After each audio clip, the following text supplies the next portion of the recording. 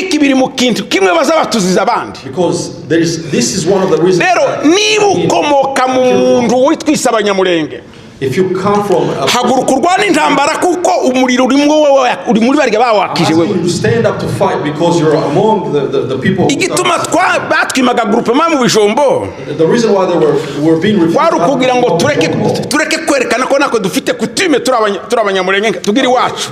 Magabo nabwiwe n'umunyamurenge byabaye mu mayinga biratambutse. This was said. Umve rero uburyo ibintu zabaye inverse byaracuriswe. Things have been put in inverse. Kwebwe abishwa nitwe twahinduwe abicanyi. Us who are being killed have been turned into killers. Nuko niko isi idufashe. That is how the world. Nano muri Amerika hariho abashakashatsi bakomeye bari mu university. Even the researchers at universities. Baduhinduye babi. They've converted us into. Ngo nitwe tukorera abandi babi kuruta ibyo badukorera. And they know that Banyamulenge are the one being the problem and killing. Ayo namaga ico kintu ndakibeshuje rwose. So let me say that this is. Twebwe nitwe ba victime. We are the victim. Ariko nitwe bitwa baburo. Abishanyi. We're being labeled or being. Ico kintu ndakibeshuje. So I want. Ayo namagambo nabwira gisi. I'm telling this to the. Kandi ni kuriya babivuze ko ari ukuvuga ngo murafasha mu muji wanyu. And it was about, are you going to die or are you going to go? Murahitamo gufasha mu muji wanyu. Are you going to choose to die or are you going to go back? Aya magambo ko ndavuga ndahaye mbesha. I'm going to say this and I'm not going to. Ko ndavuga amagambo yavuzwe n'abaza babikora. I'm saying words that were being spoken about. Nuwona bihakana abahaye yirengagiza. And whoever may refute these words. Iyo niyo ntambara twebwe tureba cyane Abanyamurenge kandi yatujahaje yatwishe. This is a war that really hurt us Banyamulenge. Ituma babasore n'abana bacu abagore n'abandi basanze bagumaga kwirwanaho nk'abarya David yavuze n'abamaze kuvuga. It's a war. Ndavuga amagambo magufi cyane. I'm going to be very brief. Kuko umwanya ni kungana. Because we don't have a lot of time. Kandi ibintu byinshi turabizi. And I know that we know a lot of what we're talking about. Aha twaje kunama twaje kwibuka intwari zacu. We are here just so we can remember our heroes. Nibindi bisigaye bivugwa ku ma YouTube abantu bakabyumva no kandi birananditse. And I know many things are shared through YouTube and other social media. Kambe ngongera ku magambo make umushakashatsi David Banoga yavuze gatoya nongera kuzo yavuze gusa. Let me just add a little bit to what David shared. Kuzerekeye buryo twirwanaho yatangiye kwirwanaho kwaca Abanyamurenge kwatangiye. On how Urwane started. Kuko mbega ni ibintu byabaye kenshi. It's something that occurred many times. Bikorwa na benshi. It was nico gituma kamwe kagiye kabaha kuko bamwe birwanaga mu gice bari baherereyemo. And some people were fighting for themselves. Areas where they lived. Mu gihe kimwe muri 66 at some point in 60 Abanyamurenge batangiye kunyagwa ibintu byabo hariya mu Bibunda. When properties were haje abasirikare ba leta barimo ababirigi. Government soldiers came including abo babirigi barimo umusirikare witwa Giparapara. And there were Belgians and there was someone called Giparapara. Uyu Giparapara niwo waformye niwo wigisha Abanyamurenge bwa mbere kwirwanaho. This person Giparapara is the founder of Urwane. Yarakurikira ibindi bintu umunyarwanda witwa Rukeba yakoze inganje nibatibeshe. He was following a model that a Rwandan person in Ghana. Uyu Giparapara w'umubirigi niwe wigisha bitwa ba Rubondo. So this Giparapara taught Rubondo. Yigisha bakagweba. He taught Kagweba. Yigisha babitwenge. He taught Bitwenge. Bitwenge ndahizwa. Bitwenge ndahizwa. Yigishwa bandagiro ndaguzwa. He taught Ndagiro. Yigisha bagipiro Ruvunzi. And taught Gipiro Ruvunzi. Abo ngabo kandi bashoboye no gukora amagambo yo kwirwanaho bagarura ibintu byabo zari bimaze kunyagwa. And these individuals were able to fight for themselves. Ibindi nibiriya yavuze reka nkomeze. So let me continue. Rero kubera kuko ibyo baduhaye kuvuga amagambo amwe. Because we were given to baduhaye kuvuga teme imwe byerekeranye. Been given to speak about a same. Uriya mugabo we no mushakashatsi cyo gituma rero wabivuze. I know David is a researcher. Rero mu magambo mvuga zaza ngenda sa nuhawe simba bugufi. To be jumping a little. Kubera kuko sinshuraga gusubira muzo yavuze. I don't want to go back to what he ariko reka mbanzirize kuri aya magambo yibanze mbwira isi. So I'm going to start to tell the world. Ndabwira twe Abanyamurenge turi ahangaha. So I'm not telling this specifically Abanyamurenge. Amagambo nkatatu mbwira isi yayitwumva. About 3 words I want to tell the world. Hari iwacu hari intambara imwe. Back home, there's not only one. mu burasira bwa Kongo ntihari intambara imwe. In Eastern Congo, there's not only one war. Hariho intambara zitatu. There's three kinds of war. Hariho iriya y'iwacu yabanje. There's the war that started. Jewe ndi mubagiye ruguru hamaze gusha kuri Mbunda mu Gatangara bijombo bimaze gusha. I'm actually among those who went up in Minnesota. Iriya ni intambara yaje itugana twebwe abanyamurenge.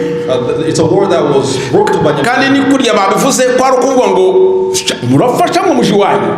And it was about, are you going to die or are you going to go? Murahitamo gufasha mu muji wanyu. Are you going to choose to die or are you going to go back? Aya magambo ko ndavuga ndahaye mbesha.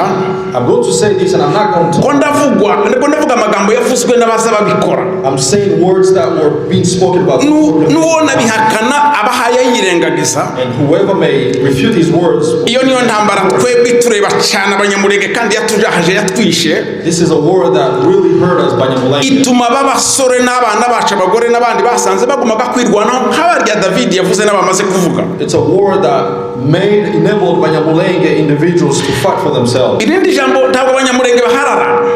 And there's one thing, Banyamulenge never started. Abanyamurenge ntibazaharira abandi baturanyi babo ngo banyagira ibintu zabo. Banyamulenge never started any war. Niyo twonesheje umurima tugerageza kumvikana n'abandi duturanye. Even though when cows go into the. Rero ntabwo tunyaga ibintu z'abandi ngo zatwagaye. We don't really start any fight or cause any war.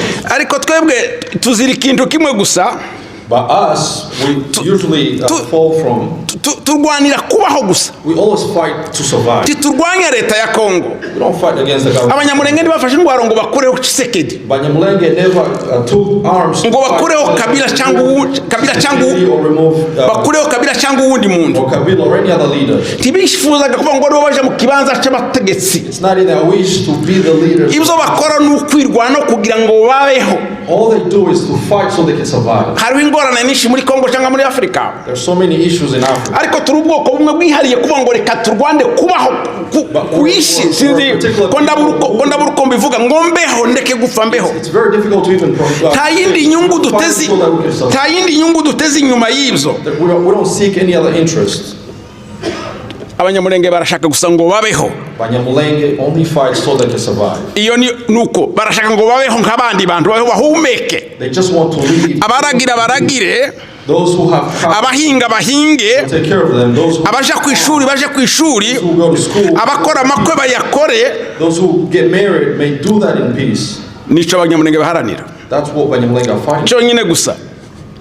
Ariko isi zitwita ngo turi abantu bakomeye kandi tworoshe. But the world has been labeling us as niba ibintu mwerekanye hanga mukerekana abasore bacu bambaye neza b'abasirikare hari abasirikare batwirwaneho. And some of the images that we've seen, you may think were sinakuriya bameze kuko bambaye amahuza acafuye atameze kuriya. The pictures might be showing it very well, but isi yo ifata Abanyamulenge kuko ari abantu bakomeye. And the world today is considering Banyamulenge ndetse ikabahindura kuko ari abicanyi bica abandi abica yandi mwoko. And the world is labeling Banyamulenge as killers who are killing other tribes. Reka hari kundeja gutinda reka mbaheze umufano umwe w'umugabo umwe wambwiye ejo bundi hano muri Amerika. Let me give you an example of a man who shared some word. Bari bafashe umuntu w'umunyamurenge ukunyine babagenda bafata ngo abantu badafite impapuro bazijane babasubiza iyo baja. And Munyamulenge was arrested here in America about to be deported. Nuko rero baje kubwira umuloya. And they approached the lawyer. Aya namagambo yabaye hari Texas. This happened in Texas. Ngo bashike babwira umuloya bati umuntu wacu bagiye kumusubiza kandi n'umunyamurenge nasubira muri Kongo baramwica. And other Banyamulenge told the lawyer, hey, if this person is wa mugabo w'umuloya ati umunyamurenge naje muri Kongo baramwica. And the lawyer was asking if this Munyamulenge konza mburanira abandi banyekongo bihumbi hano basinze ndetse abajije babahaye kuba hano bahunga Abanyamurenge muri Kongo. So what are you saying? Because I know a lot of people who fled Congo. Ayo magambo nayabwiwe n'umunyamurenge byabaye mu mayinga biratambutse. This was said. Umberero uburyo ibintu zabaye inverse byaracuriswe. Things have been put in inverse. Kwebwe abishwa nitwe twahinduwe abicanyi.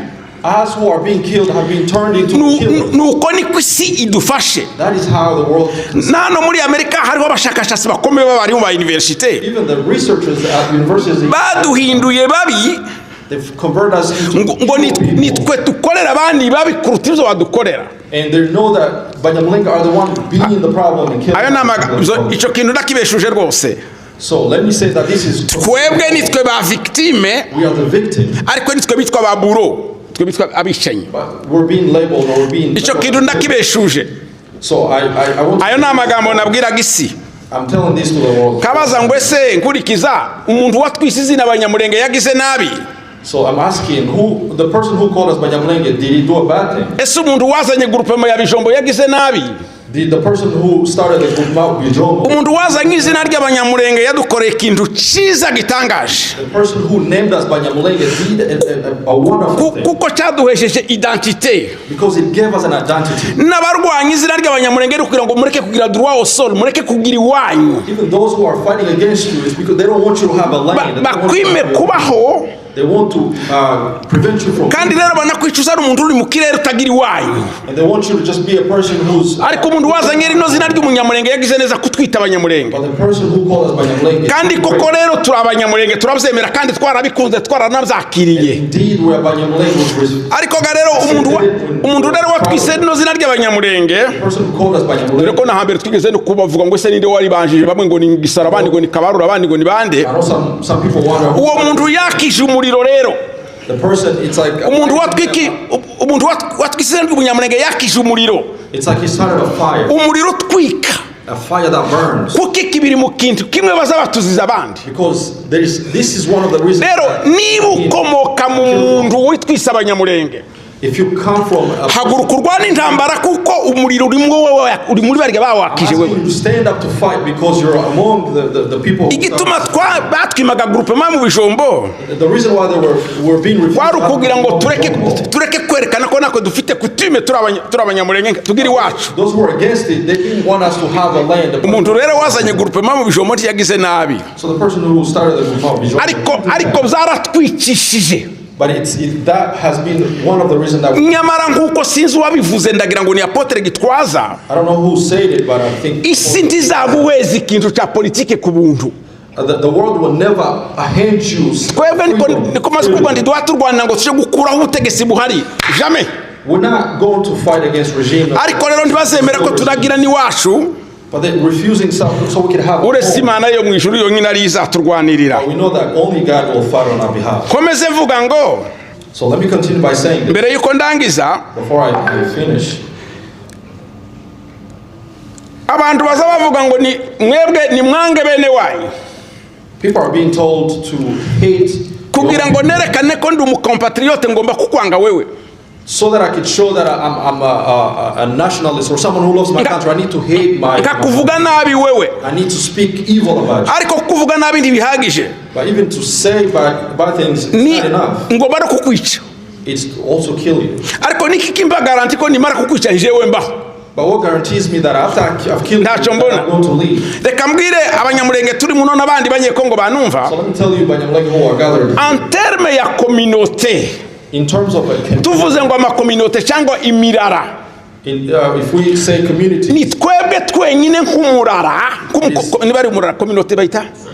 Ubwoko. Ni twebwe twenyine nk'ubwoko. It is only our community. Twebwe twenyine gusa. Only us. Kurusha abandi banyekongo bose. More than other tribes in. Bahagurutse kurwanira Kongo. Who have stood up to fight. Nta bundi bwoko muri Kongo burahaguruka kurwanira Kongo. There is no other tribe that has. Niba buhari buzabivuge. If there is such a tribe, ntabwo bubaho. It does not exist. Twebwe nitwe ba patriote kuruta abandi ba patriote babaho. Nyamurenge are the true patriots more than any other people. Uwarega umunyamurenge ko atari patriote.